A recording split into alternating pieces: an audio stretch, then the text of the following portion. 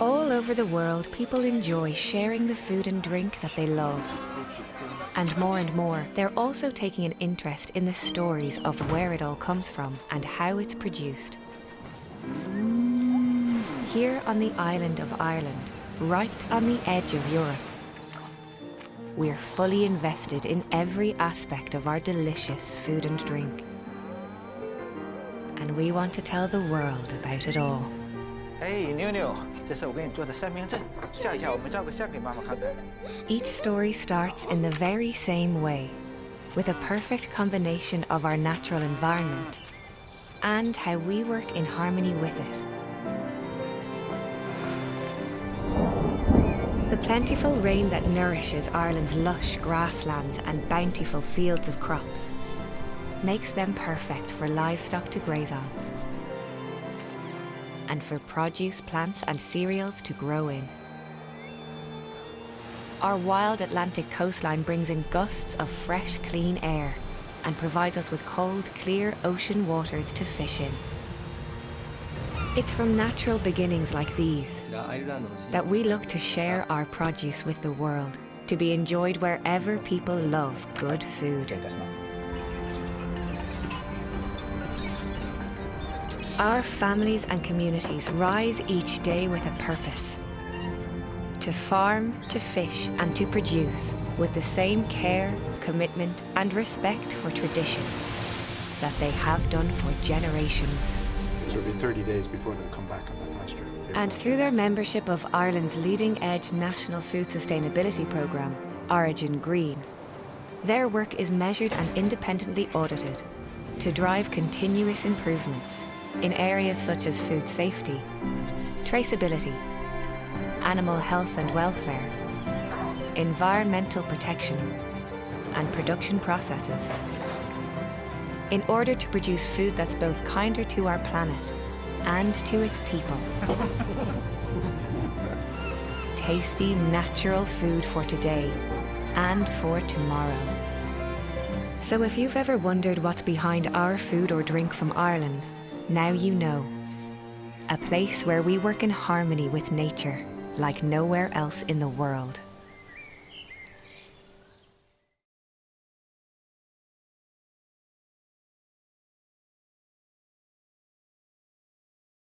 Hello and welcome to the Irish Pavilion at the FHA Match Seafood Digital Trade Show. My name is Malcolm and I'm here to share with you today about sourcing sustainable seafood from Ireland, a place where we work in harmony with nature like nowhere else in the world.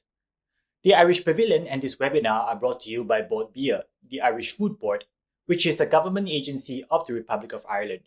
Board Beer connects buyers around the world with Irish food and drink producers, and we are committed to bringing the taste and quality of Irish seafood straight from the wild Atlantic to tables worldwide. The Republic of Ireland is a European Union member state located on an island on the edge of Europe. Across the sea to the east is the United Kingdom, and to the south are France and Spain. To the west stretches the Great Atlantic Ocean, all the way to Canada and the United States. Ireland's island location provides the perfect conditions for raising high-quality seafood. In fact, Ireland produces enough food every year to feed 25 million people, about the size of Australia's population, and 5 times its own population of 5 million. Irish seafood is globally recognized today and is exported to over 80 countries across Europe, the Middle East, and Asia. In fact, Ireland's global seafood exports were valued at €500 million in 2020. So what makes Irish seafood special?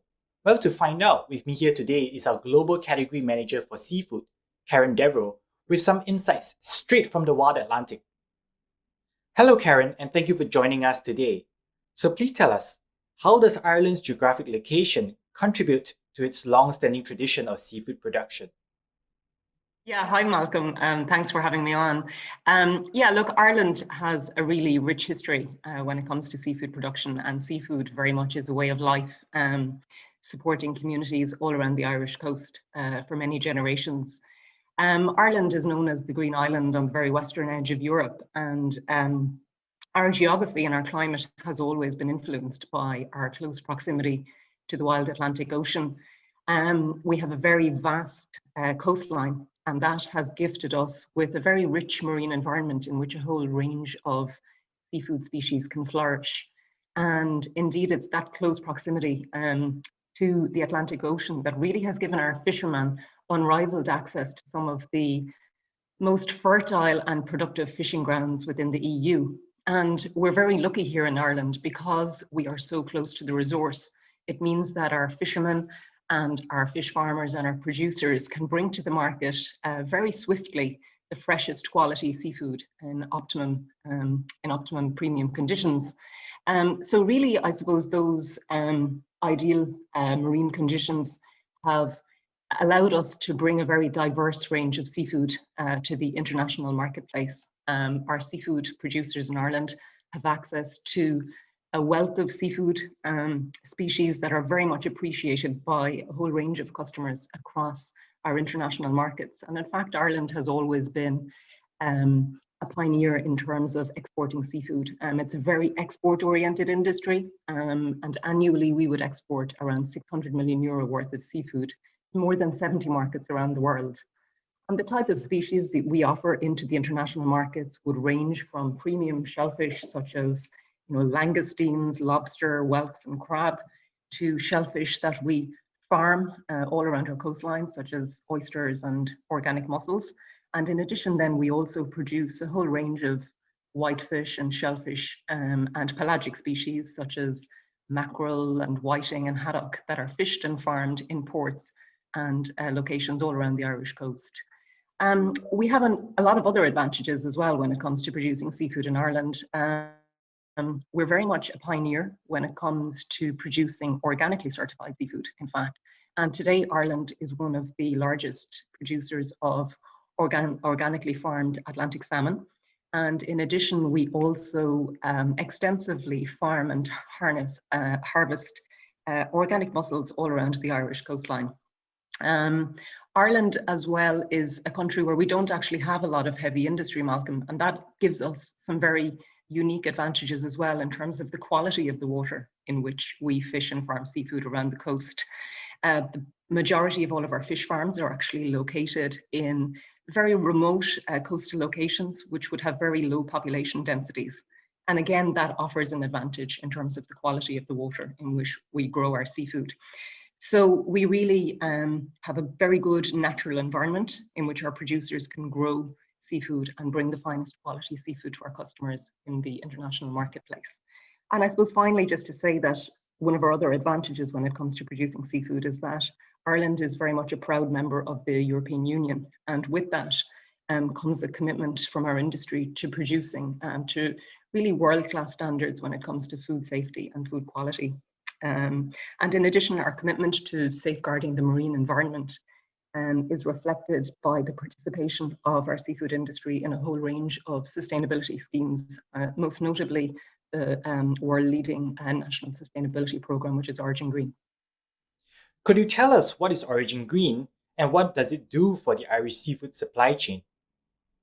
Yeah, absolutely. Well, look, we know that food safety and strong sustainability credentials are increasingly being demanded by consumers all around the world. And consumers are very actively looking for the very highest quality seafood, which is responsibly sourced. And in Borbia, we believe that our access to very rich fishing grounds, but combining that with our world-class commitments to food quality and responsible sourcing means that our fishermen and our processors are very well positioned to capitalize on that growing demand in the marketplace. So the supply of premium quality seafood in a safe and a responsible manner is very much a core principle of Origin Green, which is a national sustainability program operated by Borbia, introduced in 2012 and heavily backed by the Irish government. Through the Origin Green program, our seafood producers and our processors commit to continuous improvements in areas such as raw material sourcing, reducing their emissions, reducing their energy usage, wastage, water, biodiversity, and then a whole range of social sustainability initiatives. So each member of the Origin Green program is independently audited and verified. And through that, Borbia is able to build a very detailed picture of the environmental performance of the overall Irish food and drink industry. And just looking at even just the first 5 years of the programme, in fact, Origin Green seafood members collectively reduced their energy and water usage per unit of output by 17% and 20% respectively. So there's some very good environmental gains being achieved by our industry as part of the membership of that programme. And today, all of the leading Irish exporters are now members of Origin Green. But Origin Green is not just the only sustainability initiative that our industry participates in. The seafood industry would also be heavily invested in participating in other sustainability initiatives that are run by government agency initiatives in Ireland that very much tries to place sustainability at the heart of everything that we do. So, for example, there's a whole series of fishery improvement projects which are in place and run by our sister agency, and they very much seek to ensure continuous improvement in areas such as effective fisheries management, traceability, and using environmentally friendly gear. So, you know, through our membership of voluntary programs such as Origin Green, along with participation in those kind of initiatives, and then through our rigorous adherence to the rules laid down by the European Union in terms of food quality and safety, along with operating within the strictly controlled EU quota system, we believe that Irish seafood producers can really offer to customers in the marketplace a strong commitment to safety and quality, along with a really strong sustainability credentials, which we think are very important to customers and consumers across the international marketplace. One last question before we let you go, Karen. What events can buyers across Asia participate in to learn more about Irish seafood? Yeah, well, you know, pre-COVID, Irish seafood, you would find them at all of the leading seafood shows internationally. Our exporters are very active at getting out into the marketplace, very enthusiastic about meeting new customers. Obviously, we've had to pivot with how we do things over the last 15 months and look at new ways of actually connecting Irish suppliers with customers in our export markets. One of our key initiatives this year, in fact, is we are running a virtual buyer Irish supplier event in November. So this will be an online event where international customers will have an opportunity to come onto the platform, learn more about Irish seafood, the range of products that we produce, but more importantly, they'll have an opportunity to actually meet on a one-to-one basis with our leading seafood exporters, which will be able to offer the whole range of seafood products that are available from Ireland. So we would really like to encourage any international customers that are interested in participating in that event to contact us at Board Bia, and we would follow up then with getting you registered and organising some meetings for customers with our leading Irish suppliers. After that event, we would then assist with getting samples to those customers. And then hopefully in 2022, when things go back to normal, we will be in a position then to actually invite some customers into Ireland, which is what we do very regularly, so that we can allow customers to see firsthand how we fish and farm and process seafood in Ireland. So I would just encourage anybody who's interested in learning more about Irish seafood, who'd like to participate in our event, to contact Board Bia at info@boardbia.ie, or alternatively, you can actually log on to our website, www.irishfoodanddrink.com/seafood, where you can learn more about Irish seafood and meet some of our suppliers. Thank you, Karen, for sharing what makes Irish seafood production unique. In the next segment of our webinar, I'm going to invite you on a little tour of Ireland, a virtual one, although we hope to welcome you in person to Ireland once travel restrictions are lifted. But for now, let's go on a virtual tour and speak to some of the people and visit some of the places that are involved in this unique system of seafood production. I would like to invite my colleague, Ms. Wee, based in Ho Chi Minh City, to take us through some of the species of seafood that Ireland has to offer. Hi everyone, I'm Wee Nguyen, a marketing advisor based in Vietnam for Board Bia Southeast Asia team. And my pleasure today to be here to share with you about outstanding Irish seafood species. Ireland is very proud of their ability to produce a variety of seafood species, including lobster, crab, langoustine, wax, salmon, tuna, and so on. The first species we're going to look at today will be Irish mussels. Let's welcome Nevin Maguire, a very famous celebrity chef and TV host in Ireland. Today, he on his journey through Kenmare Bay in County Kerry to visit a mussel farm and find out how the mussels are produced. Irish mussels can be distinguished by their light blue shell color, their delicate taste, and their high meat content. Tell me the life cycle. The mussel larvae, which is a very small, tiny mussel, is in the water, say, during May and June. We put out our mussel ropes that time of the year. The mussels settle naturally on it. So once they attach themselves to the rope, they never leave it, do they? No, and you can see different sizes. These are 2 and 3 months old, the smaller ones, 2 months, the bigger one might be 3 months. There's several spatfalls of mussels during the summer, and they collect away on the rope during the summer months. And how long does it take for them to fully grow? 15 to 18 months. We've 2 crops in the water at the moment. This is the seed mussel from this summer. Move up there a little bit and we can see mussels from the previous year, which are 12 months older than this, obviously. And we can check those for size. They're nearly fully grown. So you always have to work ahead? Yeah, we've 2 crops in the water at the same time, really. Okay. Yeah. So we go and have a look at them? Yeah, sure thing. I'll just drop the head ropes here.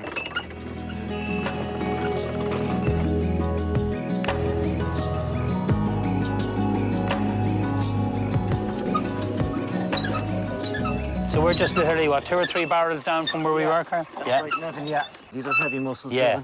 12 months older than what we were looking at previously. These are about 4 months short of going to market. What are you looking for before they go to market? Size, mostly. In the meat yield, you need a plump meat. So they'd be nearly ready to harvest them? Ready, yeah. And this is what you call the beard? Yes. Yeah. Is that what they cling on to? That's, the beard or the biss, yeah. They're young. You see that in the colour. There's a bit of blue in the shell. That means they're quite young. When does your season start to harvest these? November, usually. November, December, yeah. Perfect visibility there today to the bottom of the water. This is Class A water, so that means it's monitored all year round by the Marine Institute.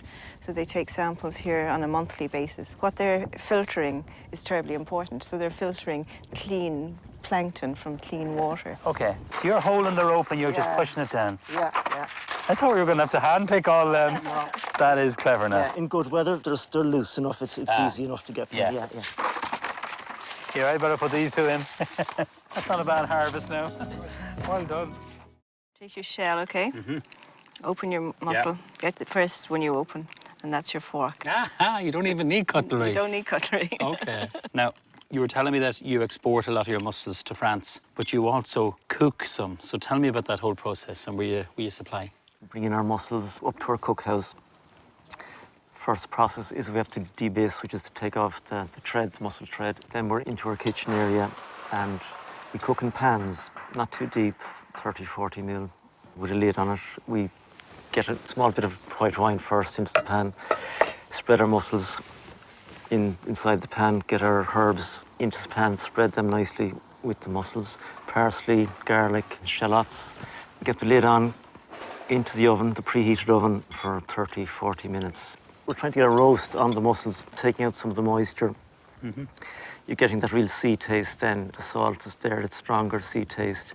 It's a unique taste. We cool the mussels after that. We cool them through our own chillers for another 30, 40 minutes. And then we're into our packing, tray packing, with a spoon of liquid, of its own liquid back into the pack. We seal that, and we have a 21-day shelf life with that. It's a MAP pack, it's not a vacuum, it's a MAP pack, so we take the air out. We use a food gas with that, and they hold for 21 days that way, That's fantastic. And where do you supply? Is it locally you supply? Yeah, we supply along pubs, mostly pubs along the Beara and around the Ring of Kerry and the Ring of Beara, and to our local super value in Kenmare as well. Yeah. But you don't export them, it's all raw you export? That's all locally. So you've shown me how to catch them, cook them, eat them, serve them, the whole package. Thank you both. The next species we're looking today is the Irish lobster. Chef Nevin is taking us to picturesque Galway City on the west coast of Ireland to catch lobster with his friend Kieran Oliver. Ireland's rocky western coastline is one of the best lobster fishing routes in Europe, with our blue lobster is definitely famous for their fine taste and delicate texture. We do tours for the tourist market and for locals, and we train youngsters and the Sea Scouts. One aspect of the tour is the lobster safari. We partnered with a local restaurant, so we're going to go catching some lobsters, and this is a regular tour. Catch some lobsters and later eat them in the restaurant. You're a commercial fisherman, which is... Yes, so our family are commercial fishermen.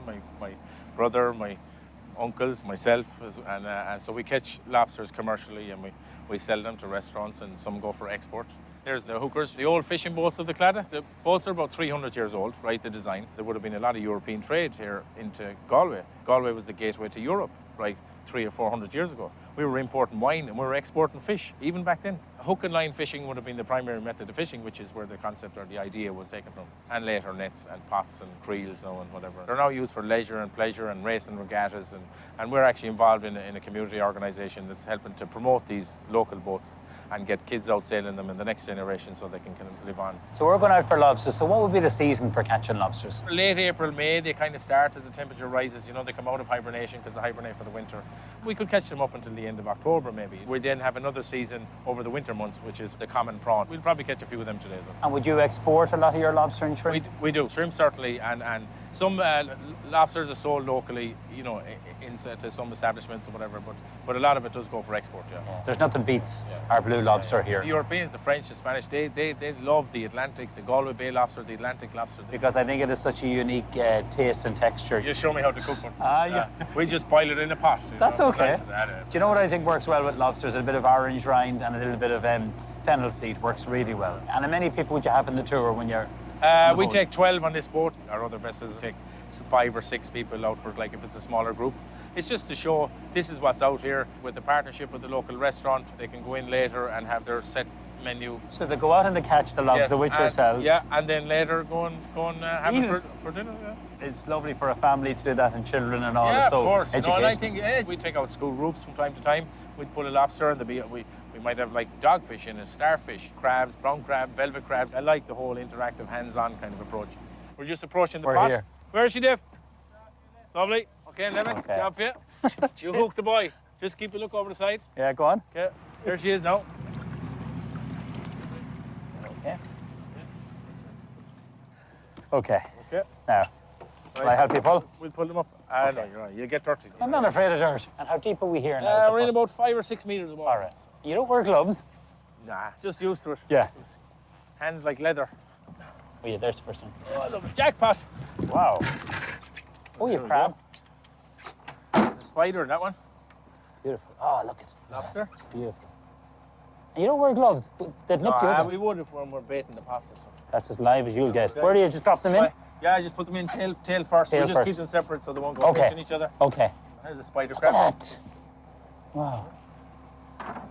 So what's the bait? So we've herrings. Herrings, okay. This fella. Oh, that's a nice one. That's a juicy beauty. That's a juicy A one. couple of kilo there. Look at. Come on. So that goes in there too? Goes in there. We just keep them separate there until we get the bands on them. The shrimp season is about to start, so we've this out for a kind of a tester pot, just to see how the size and stuff like that. Would you do this now on the tours? Just Yeah, so we'd have maybe 2 pots on the tours. Oh, look at it. We get a basket there, guys. Lovely. Not so bad. Look at it. Yeah, they're decent size, medium prawn. Yeah. Nice for a prawn cocktail. One more pot here, Nevin. What was a heavy one? Must be a big one in this. I think I bought you luck today, Yeah, Kieran. I have to come out here more often. Lovely. What have we got? Another couple of small ones in there. So the lobsters go in the far end, is it in there? Yeah, so they're going in like there's a little ramp. Look, it's like a little ramp, the entrance there. So they're attracted by the bait. When would you put that down? 4 or 5 days now. Okay. This is a gauge so for our lobsters. Conservation measure this. Very Minimum important. landing size for lobsters for us is 87 millimeters.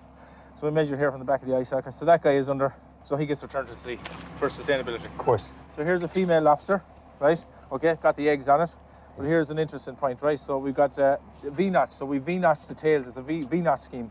What this means is when we take a clip out of the tail like this lobster then can't be sold, right? Or can't be caught legal and sold. It takes about 4 years for that to grow out of that lobster. So then she can go on, obviously, to have these babies. And want to get some bands on the lobsters? Get that on the end there, so leave it closed. Would they give you an silly question? Oh, for sure. Oh, Yeah. certainly. They're strong for this. Right, let's put it out. Lovely job. Fantastic. These guys in here. Get them ready for the pot of a different sort, I suppose, of a different type. That's it. Yeah. We're going to just prevent them drying out, so we'll just put them in like that.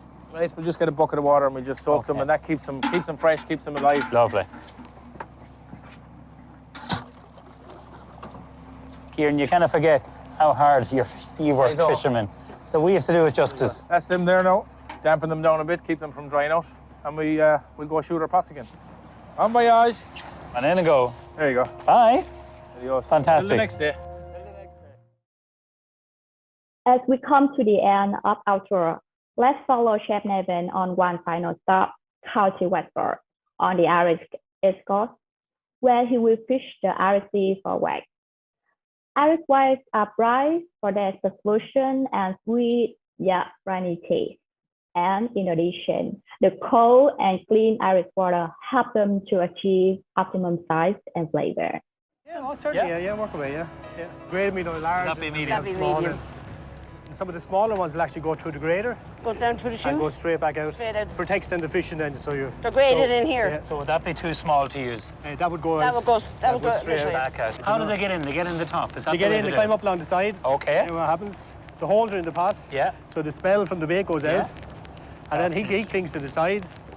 And I don't know how quick he goes up along now, but he goes up along overnight anyhow and pops straight in and he goes. He can't get back out. Can't get out. No. That's very it. clever. That's the little shooter, then he can't get around that. Is there a season for harvesting them? We fish them all year round, but September, October are not great months.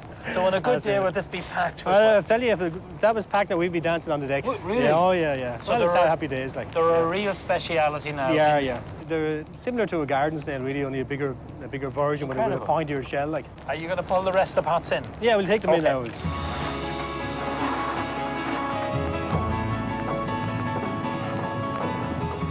You can hear that. Yeah, and then we put the bait in there, and then pass that over to Mel.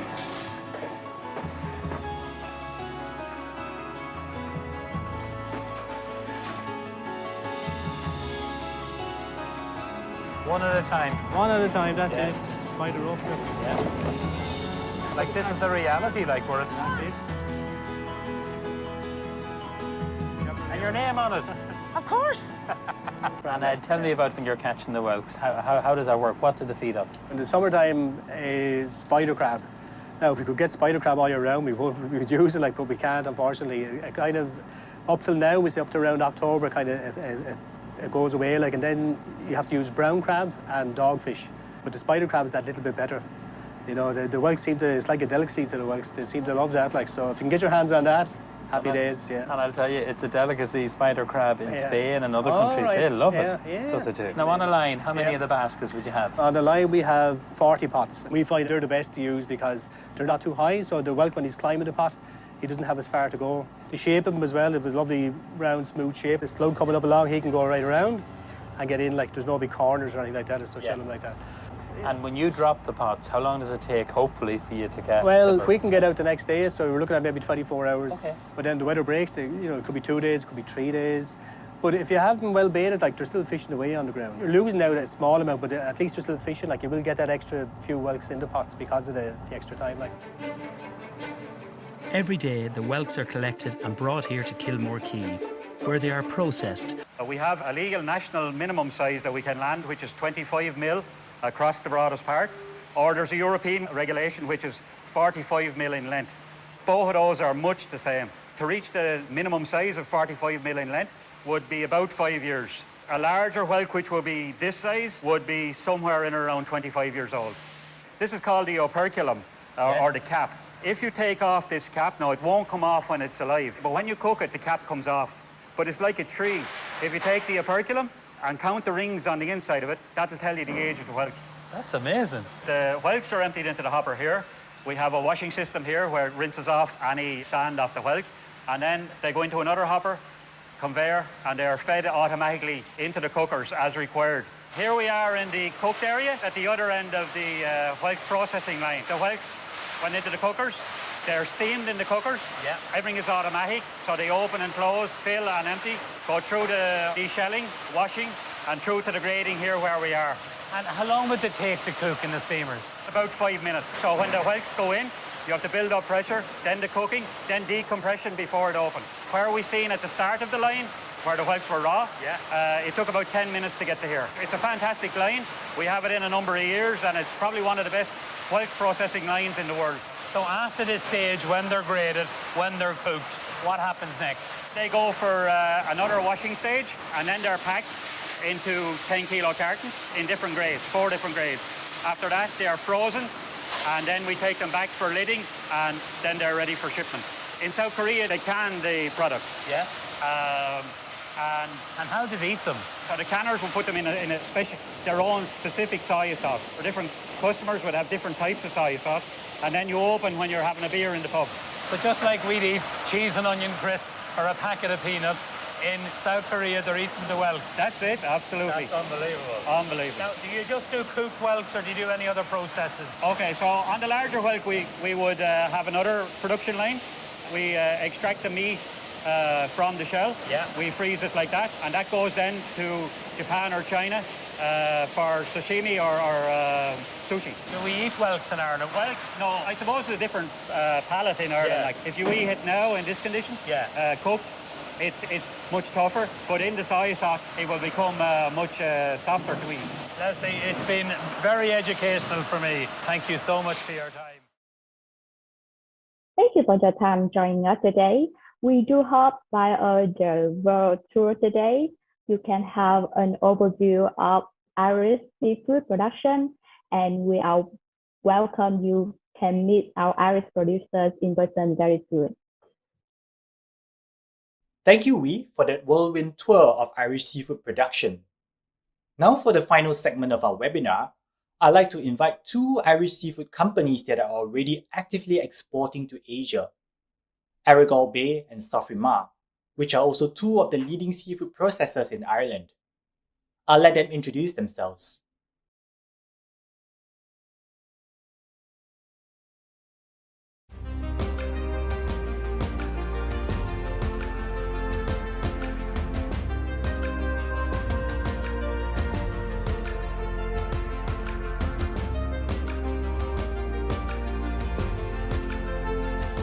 Hello, my name is Liam Young, and I'd like to introduce you to our company, Arigall Bay.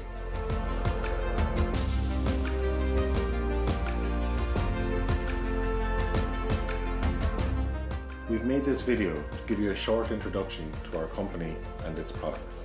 Arigall Bay was founded in 1962 on the northwest coast of Ireland, close to the Atlantic Ocean's cleanest and abundant fishing waters. We've been building, improving and growing since then, finding new and better ways of producing our products, and we continue to learn as we interact with our customers and business partners. We're very proud of our heritage and record of producing high quality fresh and frozen seafood products for almost 60 years now, and owe our success to our many loyal customers who appreciate the high quality, consistency and reliability of Arigall Bay. In the world of seafood, we believe trusted partnerships are the key to success. From experience, we know that these partnerships, many of which we've built over many years, depend on close cooperation and detailed attention along every part of the chain, starting with the local fisherman. From the fisherman's boat, we closely control the production, storage and transport of our products all the way to the final delivery to our customers. Today, the company sources premium quality, fresh shellfish products in partnership with fishermen throughout Ireland, Scotland, Wales and England. We use our own extensive logistics facilities to ensure the live catch is collected from fishing boats and transferred quickly to our state-of-the-art production and cold storage facilities in Donegal. Strict control is underpinned by comprehensive testing and process verification, and which complies with the demanding international BRC Grade AA standard. The main products we produce include brown crab, whelk, langoustine and scallops. Our shellfish are all wild caught from the purest coastal waters and then processed and packed in ways which lock in and preserve the natural goodness of these healthy, nutritious proteins. Our products are exported to retail and food production customers with whom we have long-standing relationships in China, South Korea, Japan, USA, as well as most European countries. Arigall is CNCA approved for the Chinese territory, and the company has secured approvals in other key markets. The company also holds FDA registration for export of our products to the USA.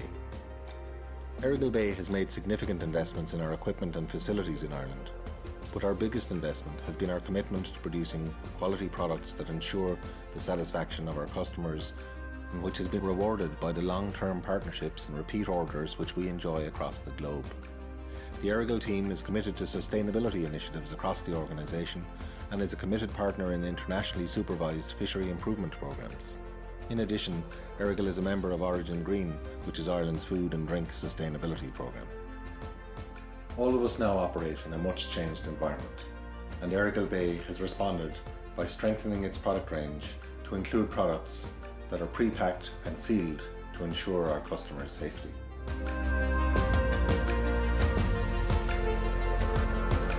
Thank you for watching. I hope you enjoyed this brief introduction to Errigal Bay, and we look forward to hearing from you.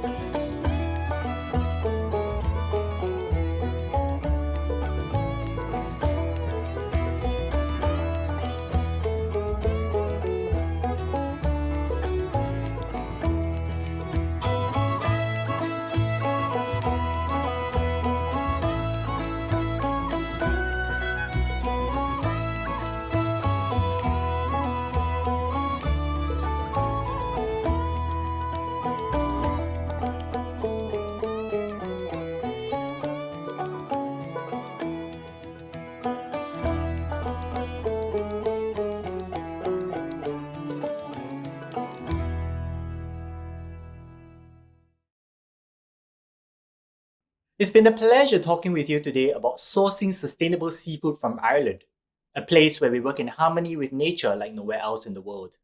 Now that you have gone on a virtual tour of Ireland, met with some of our fisherfolk, and talked with some of our processors, I hope that you go and set up one-on-one meetings with Sofrimar and Erigal Bay, who are participating on the FHA Match digital trade show. Meet with them, discuss commercial details, and start sourcing from Ireland today. Thank you for listening. My name is Malcolm, and it's been a pleasure to talk to you.